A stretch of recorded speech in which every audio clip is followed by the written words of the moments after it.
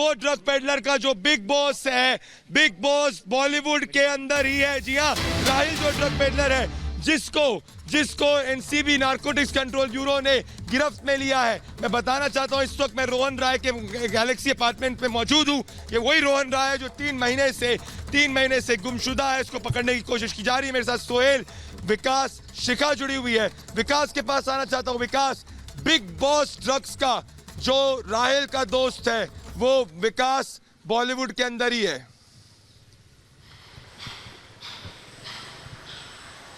देखिए प्रदीप, अंकुश, करमजीत और अनुज, इसके अलावा 2 नाम और, रिया चक्रवर्ती और शौविक चक्रवर्ती, इन 5 लोगों के स्टेटमेंट हैं। इन 5 लोगों के बयान दर्ज किए गए हैं, कॉल रिकॉर्ड्स हैं, जिसके बाद ये पता चला था राहिल के बारे में। फिर राहिल के ठिकानों पर भी छापेमारी की गई थी। राहिल को जब अरेस्ट किया गया तब पता चला है कि इसका जो बॉस है वो बॉलीवुड में है और बहुत बड़ा है, यानी कि एनसीबी उस तक पहुंच भी चुकी है। लेकिन एक बड़ी बात यह है कि तमाम चीजें एनसीबी अभी रास्ते तलाश रही है, पुख्ता कर लेना चाहती है, तमाम वो सबूत, एविडेंस जुटा लेना चाहती है उस तक पहुंचने के लिए। और ये बिल्कुल तय है कि ए ग्रेड के जो एक्टर एक्ट्रेसेस हैं उन तक सीधी पहुंच राहिल मिश्रा की थी। यानी कि इसे कहते हैं कि ड्रग्स की दुनिया में सैम अंकल, इसे ड्रग्स ए ग्रेड के एक्टर एक्ट्रेसेस तक की पहुंच राहिल मिश्रा की थी। बहुत बड़ा बात बोल रहे हैं विकास, बिल्कुल ये बात बहुत बड़ा बोल रहे हैं। मतलब शिखा, 2019 का करण जौहर का वीडियो जिसके अंदर ए ग्रेड के बड़े बड़े स्टार्स आए थे ये केजो की पार्टी के अंदर,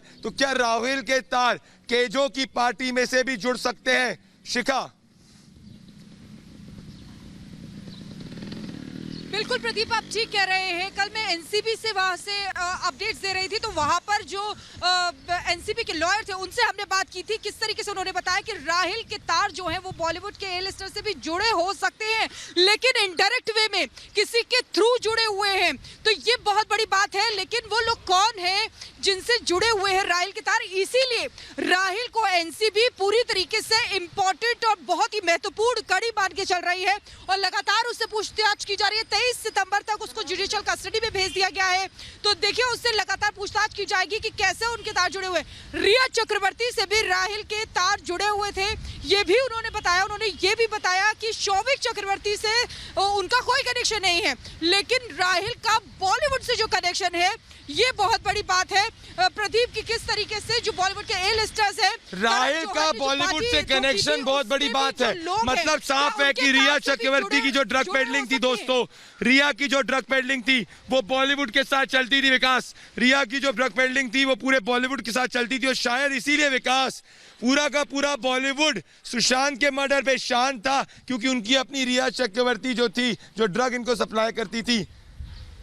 विवेक भी मेरे साथ जुड़ रहे हैं। विवेक, शायद इसीलिए रिया चक्रवर्ती जो बॉलीवुड के ड्रग रैकेट और ड्रग मंडली की खास सदस्य थी, उसने बॉलीवुड को शांत कर दिया सुशांत के मर्डर पे बोलने के लिए। विवेक।